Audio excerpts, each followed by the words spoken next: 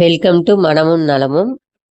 இன்னைக்கு பன்னீர் குருமா எப்படி வைக்கிறது அப்படின்னு பார்க்கலாமாங்க. நம்ம பன்னீர் குருமாக்கு பன்னீரை சின்ன சின்னதாக கட் பண்ணிக்கோங்க. பாருங்க, பன்னீரை இந்த மாதிரி சின்ன சின்ன பீஸாக கட் பண்ணிக்கோங்க. நான் ஒரு 200 கிராம் பன்னீர் எடுத்துருக்கேன்.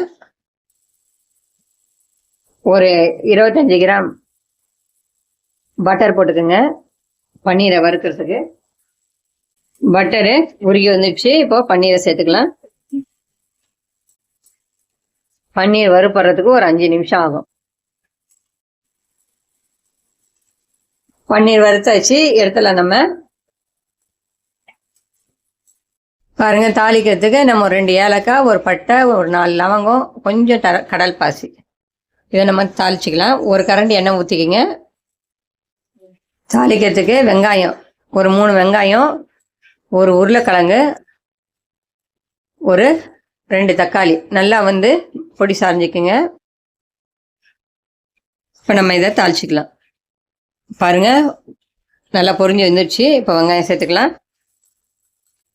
வெங்காயம் வதங்கிறதுக்குள்ள நம்ம தேங்காய் அரைச்சிக்கலாம். அரை மூடி தேங்காய் எடுத்துக்கோங்க.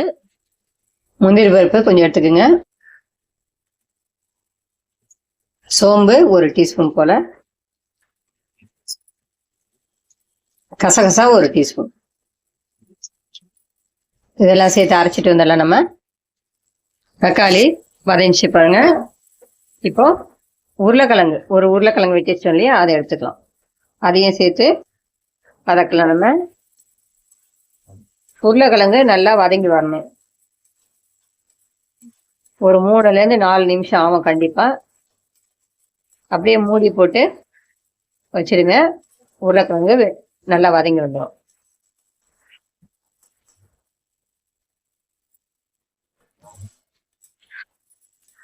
பாருங்க, உருளைக்கிழங்கு 3/4 வெந்து வந்துடுச்சு.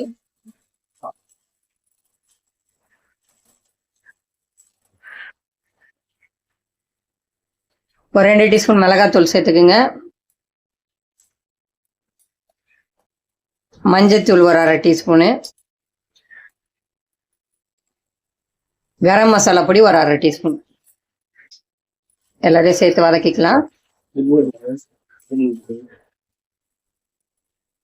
இதுல ஒரு கை புதினா போட்டுக்கலாம். மெலிசா கட் பண்ணி சேர்த்துக்குங்க. ஒரு கை கொத்தமல்லி,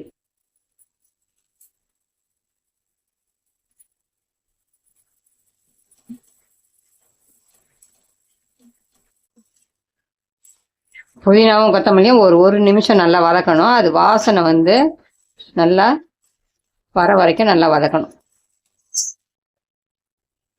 பாருங்க, புதினா கொத்தமல்லி நல்லா வதங்கி வந்துடுச்சு. இப்போ நம்ம தண்ணி ஊற்றிக்கலாம். தண்ணி கொஞ்சம் சூடு பண்ணி வச்சு ஊற்றுங்க. அப்போ டக்குன்னு குருமா டக்குன்னு ஆயிடும். நான் 2 கிளாஸ் தண்ணியை சூடு பண்ணி ஊற்றுறேன்.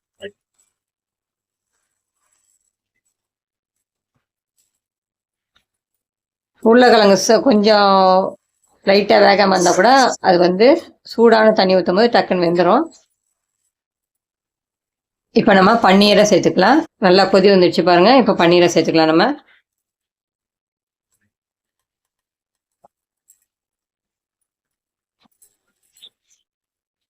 பன்னீர் சேர்த்து இன்னும் இதுக்கு நம்ம உப்பு போடலாம். உப்பு ஒரு 2.5 டீஸ்பூன் போடுறேன் நான் உப்பு.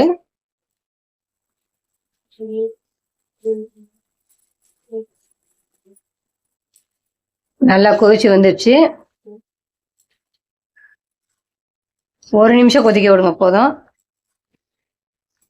பன்னீர் போட்டு பாருங்க, 1 நிமிஷம் ஆயிடுச்சு. எப்படி எண்ணெய் பிரிஞ்சு வந்திருக்கு பாருங்க. இந்த ஸ்டேஜில் நம்ம தேங்காய், அரைச்சி வச்ச தேங்காவை சேர்த்துக்கலாம்.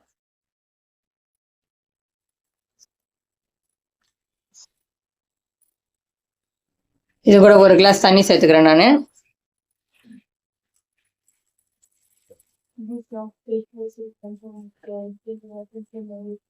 இன்னொரு கிளாஸ் கூட தண்ணி சேர்த்துக்கலாம் நம்ம.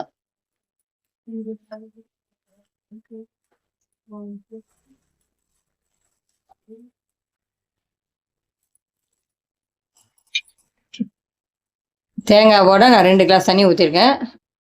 ஏற்கனவே 2 கிளாஸ் தண்ணி ஊற்றணும். நம்ம மொத்தமாக குருமாவுக்கு நான் 4 கிளாஸ் தண்ணி ஊற்றிருக்கேன். பன்னீர் குருமா எப்படி இருக்கு பாருங்க. இது ஆறுனோட நல்லா திக்காய் வந்துடும் குருமா. பாருங்க பன்னீர் குருமா கொதிச்சு வருது. இது வந்து ஒரு 30 செகண்ட் அப்படியே கொதிக்க விடுங்க. ஒரு 30 செகண்ட் கொதிச்சோன்னா நம்ம கொத்தமல்லி தூவலாம்.